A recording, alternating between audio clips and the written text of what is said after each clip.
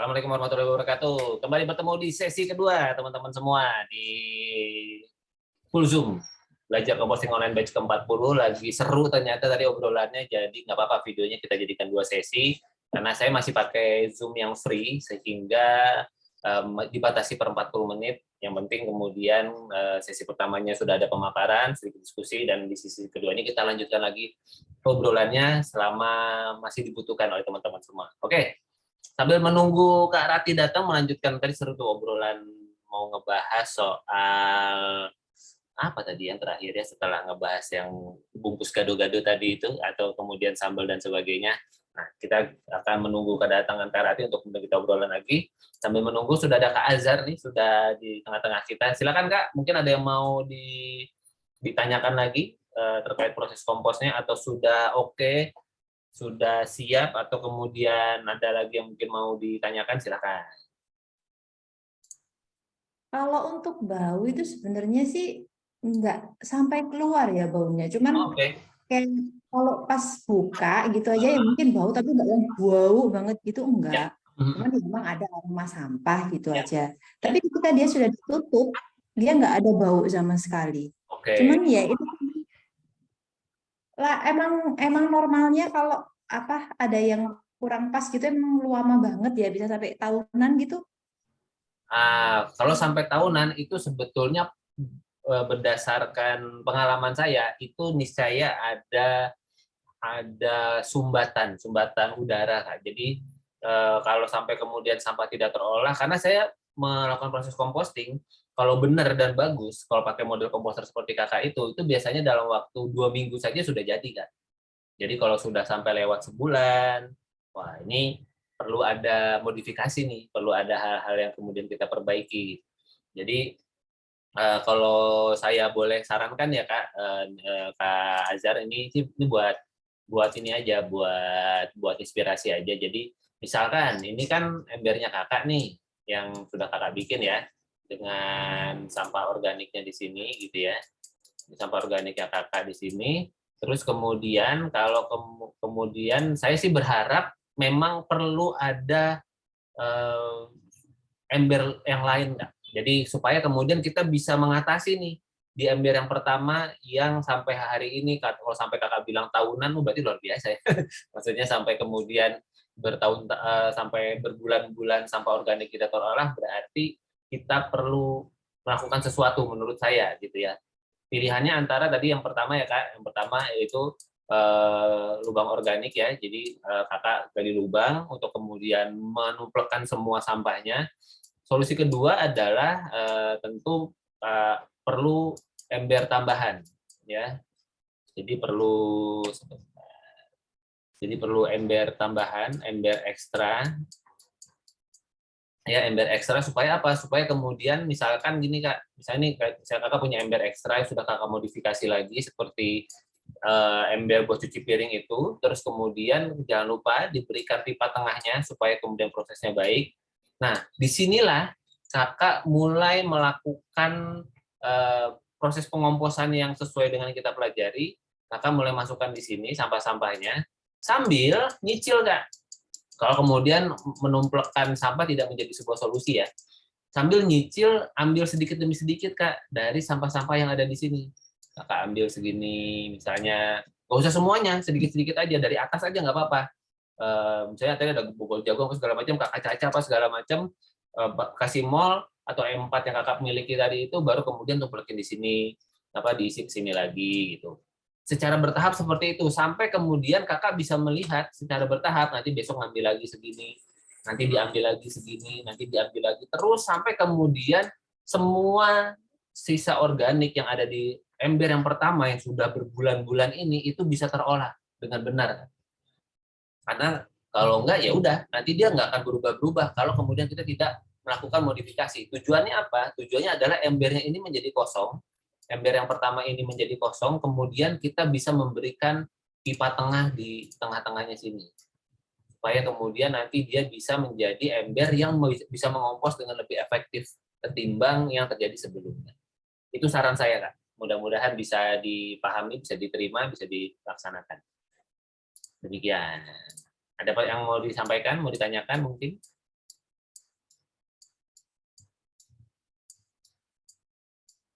Halo Kak Azhar, cek masih di mute.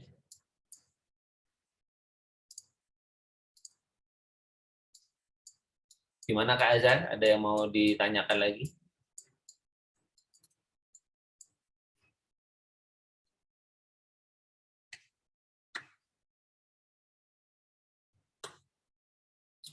Oke, mudah-mudahan bisa diterima ya Kak Azhar ya, sedikit tips dari saya. Sekali lagi intinya adalah kita perlu mengosongkan ember yang sudah menjadi komposnya sudah berbulan-bulan di sana.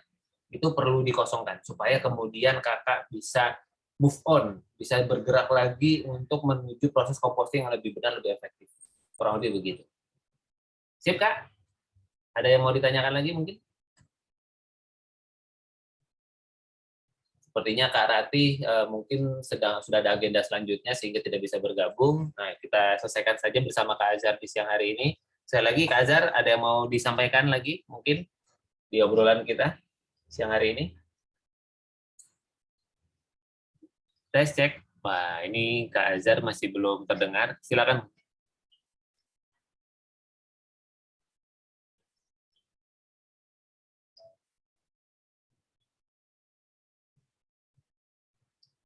Oke, oh Kak Rati sudah datang. Oke, kita bisa ngobrol sama Kak Rati juga berarti. Silakan ya Kak Azhar, kalau ada yang mau langsung ditanyakan, sekali lagi goalnya adalah mengosongkan tempat sampah yang pertama supaya kemudian bisa kita modifikasi menjadi komposter yang lebih efektif untuk kemudian kita pakai untuk mengompos ke depannya. Begitu. Oke. Sip. Nah, nih Kak Rati sudah hadir, sedang mengkonekkan ke audionya. Mari kita lanjutkan diskusinya, ngobrol-ngobrolnya. Oke, Kak Rati sudah bergabung. Silakan Kak. Kita lanjut saja di sesi sharing kedua tadi. Tadi Kak Rati sedang membahas apa ya tadi setelah gado-gado itu sebentar. Saya lagi mau mengingat-ingat lagi. Apa tadi ya Kak? Iya, tantangan kalau belanja ke Oke, belanja. pasar. Betul. Gimana Kak, gimana? Itu sulit kalau harus membawa tas sendiri. Ya. Karena berpuluh-puluh tahun pakai kresek. Betul. Nah, Betul. berat itu. Betul Kak. Nah, itu. Kalau beli ikan, ya bagus juga ya hasilnya ya. Jadi belanja ke pasar dimulai dari 1-2 kotak dulu aja Kak. Tidak perlu langsung bawa 10 gitu. Katakanlah mungkin memang belanjanya banyak gitu ya. Misalnya kita mulai dari 1-2 dulu Kak. Misalnya kita sudah tahu pasti nih kita bakal belanja ikan, bakal belanja ayam, bakal belanja tahu misalnya. Udah tiga item ini dulu aja misalnya. Oke, kita bawa 3 kotak. Masalah nanti pas belanja, ya ada yang kurang mau nambah, ya udah nggak apa-apa pakai plastik lagi. Tetapi kan kita sudah mengurangi. Betul.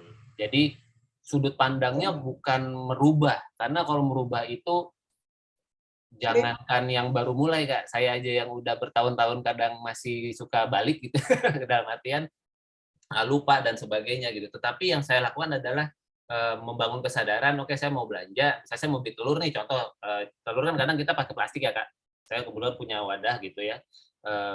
Kadang-kadang saya belanja telur pakai plastik misalnya, tapi kalau saya lagi bisa, maka saya selalu mengalokasikan ada wadah untuk telur. Kenapa? Karena telur walaupun kan telur kering, iya kalau selamat, maksudnya nggak kesenggol, nggak jatuh gitu.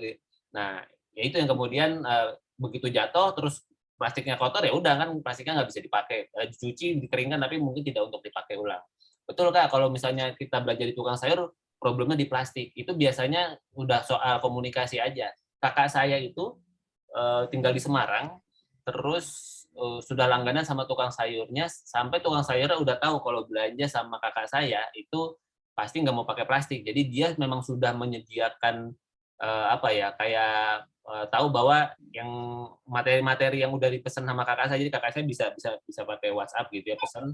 Nah itu biasanya dibawainnya dalam bentuk nggak diplastikin lagi gitu. Jadi memang udah dijadiin dalam satu kantong plastik besar saja untuk kemudian mengurangi pemakaian plastik. Itu sudah dilakukan dengan komunikasi ke tukang sayur. Tapi kalau belanja langsung ya udah terima aja. Saya lagi mindsetnya ngurangin.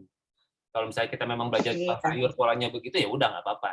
Jangan berfokus pada sebuah hal yang agak tidak mudah buat kita rubah kan, karena melibatkan orang lain. Saya aja Kak, Kak Rati sama Kak Azhar ya, sedikit cerita aja. Saya itu 8 tahun yang lalu itu berusaha langsung mencoba melakukan itu kan. Jadi saya ke pasar, saya pakai bawa kotak tuh Kak, bawa kotak itu belanja gitu kan. Terus begitu di tukang ayam, secara otomatis kan dia langsung potong mau masukin plastik kan, terus di sini aja gitu. Terus dia yang ngeliatin saya gitu. Kayaknya orang aneh gitu yang kemudian kok enggak apa-apa, gratis kok plastiknya, bukan soal gratis. Saya lagi mengurangin gitu. Oh gitu. Jadi saya seperti makhluk aneh Kak yang kemudian datang kok nolak plastik gitu. Tapi ya udah, ya cuek aja kan. Udah 1 kali, 2 kali, 10 kali, mungkin udah 50-an kali lah saya belanja di tukang ayam itu ya. Sampai kemudian suatu hari ketika saya belanja, si tukang ayam ini yang kemudian ketika ada temen yang belanja, tuh kayak Mas yang itu tuh, pakai wadah dong, ngurangin, lumayan nih saya jadi ngurangin plastik nih gitu. Jadi setelah sekian lama akhirnya dikenali Kak bahwa saya memang melakukan proses seperti itu. Yang seru adalah ketika saya berpindah pasar. Suatu hari saya pindah pasar, saya bawa kotak, pulang lagi dari awal. Ketika ketemu tukang ayamnya, ketika saya bawa kotaknya, orangnya ngeliatin lagi gitu. Nggak usah langsung aja, oh diplastikin nanti dimasukin kotak ya. Enggak, justru jangan pakai plastik sama sekali gitu. Jadi masukin ke sini, nanti plastiknya bisa buat yang lain. Saya bilangnya begitu. Jadi bukan anti plastik, enggak, karena ya kita memang hidup bersama plastik dan sebetulnya plastik itu sangat bisa diolah asalkan kita kelola dengan benar gitu. Jadi model pirolisis bisa diolah lagi menjadi minyak bakar dan sebagainya, ada sebetulnya teknologinya. Sementara asalkan kita memilah, tidak menyimpan sampah organik di dalam plastiknya, itu aja sih. Itu Kak Rati. Ya. Jadi dimulai dari sedikit Kak, dari 2 kotak. Karena agak aneh juga emang, saya begitu masuk pasar tuh udah bawa tentengan. Kan dulu saya juga gitu Kak, ke pasar nggak bawa apa-apa, cuma bawa tas isi duit doang gitu kan. Pulang-pulang bawa tentengan banyak plastik. Sekarang nggak Kak, saya ke pasar tuh udah bawa tentengan kiri kanan isi kotak plastik gitu. Dan udah sudah aja sama teman-teman di pasar kalau ini nih si bapak kotak nih gitu. Ya udah nggak apa-apa. Yang penting kan saya berani gitu. Semangat Kak Rati. Mudah-mudahan bisa bermanfaat dan menular. Ya, terima kasih. Sama-sama Kak, yang penting kalau buat saya pribadi ya, ini refleksi buat saya pribadi, yang penting niatnya. Niatnya adalah mengurangi dan kita lakukan untuk diri kita sendiri. Ketika itu sustain, itu berlanjut, saya kemudian mengamati, ada juga tuh orang-orang 1-2 yang saya kenali gitu ya, kemudian juga melakukan hal yang sama gitu. Mungkin dia entah terinspirasi, entah kemudian ingin mencoba juga, apalagi kemudian berita tentang terbakarnya dan tutupnya tempat pengolahan sampah di tahun ini kan cukup intens ya.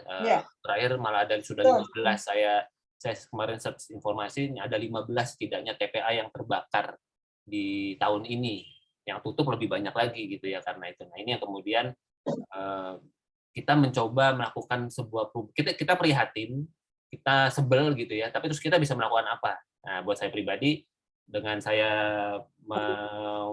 berbagi informasi ini, mengajak 1-2 orang melalui kelas dan sebagainya, mudah-mudahan volume sampahnya bisa kita kurangi mulai dari rumah kita sendiri. Gitu kan. Ya. Sip, Kak, terima kasih banyak. Ditunggu foto-foto belanjanya. Nah, boleh loh Kak, habis belanja, terus difoto, ini Mas saya habis belanja ayam nih, sudah pakai ini, waduh, pasti menginspirasi teman-teman yang sudah hadir. Ini saya sambil buat kue kering. Luar biasa. Selamat buat dimakan sendiri atau buat ada yang pesan? Oh ya mantap. Ini kue kering kan, Natal. Ya. Nah ini siap Kak. Natal. Saya langsung kebayangnya kalau kue kering sampahnya telur. Telur ini. Gitu. Kue telur banyak. Kue telur banyak nih. Sudah saya sendirikan. Siap. Belum Kak. Saya buat. Nah ini. Siap Kak. Kulit telur kalau Kakak bisa kumpulkan dalam satu jenis gitu ya, kulit telur semua. Iya. Kakak lumatkan gitu ya. Udah langsung tebarkan di tanah aja Kak. Oh. Sudah jadi perlu pupuk dikasih itu. Mal itu nggak perlu ya, nggak pupuk rabuk untuk rabuk. Kecuali Kakak campur dengan sisa organik yang lain. Karena Oh, kulit telur itu salah satu yang kalau dalam proses pengomposan dia yang paling belakang terurai. Kulit telur, oke. terus Langsung aja. tulang ayam Ya. yang bagian paha itu ya, yang keras-keras itu, bagian paha dan sebagainya, itu biasanya sama bonggol jagung itu menjadi sama daun pisang juga. Daun pisang itu adalah sampah-sampah yang saya dapati paling belakang terkompos. Artinya yang lainnya sudah menggelap, dia juga gelap, tetapi bentuknya masih sama. Jadi masih tulang, masih daun pisang yang sudah mengecil gitu. Makanya kalau sampah-sampah itu biasanya kalau kayak daun pisang saya cacah sedikit lebih halus gitu ya, supaya kemudian nanti ketika jadi pupuk dia teksturnya lebih halus, seperti itu. Betul. Gitu, Gara. Oke. Sip. Ya, Selamat. terima Semoga kasih. laris manis Tanjung Kibul. Belakangan Amin. hari Oke, terima kreatif kasih. keluarga makmur. Terima kasih. Kak Azhar, ada Oke. lagi mungkin yang mau ditambahkan? Ada yang mau ditanyakan lagi? Sudah cukup, Kak. Nanti Cukup ya. lewat ini aja ya, chat aja kalau ada perkembangan. Dengan senang Semoga hati. ada. Semoga bermanfaat sharingnya siang hari ini.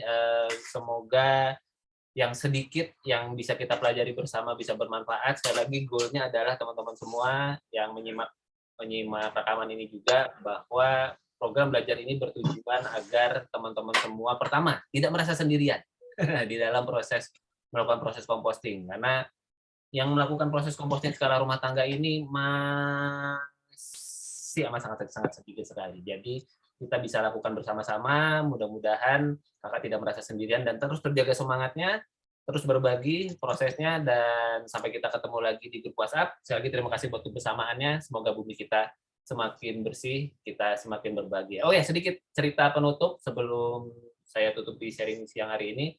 Jadi ibaratnya begini, misalnya Kak Ratih nih, atau kemudian Kak Azhar punya kos-kosan, gitu ya. Punya kos-kosan yang misalnya punya 20 pintu gitu. Terus di antara orang penghuni kos-kosannya ini, ada satu orang yang kemudian setiap hari itu dia nggak disuruh, Kak. Terus dia bersih-bersih gitu ya, dia nyapu. Nyapunya bukan nyapu rumahnya, nyapu kamarnya sendiri, tapi nyapu selasar, nyapu halaman depan. Memang orangnya senang dengan kebersihan. Dan itu dia lakukan dengan konsisten dari hari ke hari, minggu ke minggu, bulan ke bulan. Kira-kira suatu hari kakak sebagai pemilik kos yang sudah mengamati itu dapat limpahan rezeki nih. Tiba-tiba dapat kiriman kue kering banyak gitu ya, wah Kak Rati tiba-tiba atau bikin kue ternyata ada lebihnya. Kira-kira siapa yang akan kedapatan limpahan rezeki dari Kak Rati pertama kali? Bisa jadi adalah orang yang rajin bersih-bersih itu. Karena apa? Dia menjaga kebersihan tempat tinggalnya, kebersihan lingkungannya. Nah, kita sedang dalam upaya untuk menjaga kebersihan lingkungan kita. Tentu tidak dalam pamrih supaya kemudian dapat sesuatu, tidak. Kita memang senang dengan kebersihan dan sangat tidak mungkin dan bisa jadi memang demikianlah sistemnya.